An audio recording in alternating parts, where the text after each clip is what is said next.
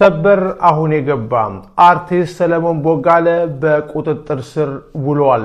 ከፊንቴክ ጋር የተያያዘው የአርቲስቶች ቅሌት ቀጥሏል።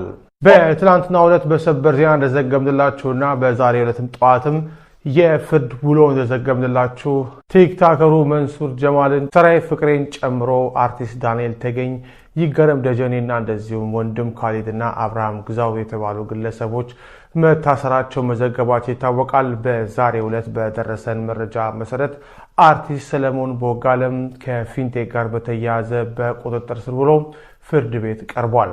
እነ ሰራዊት ፍቅሬ የዋስትና መብታቸውን እንዲፈቀድላቸው ጠይቀዋል።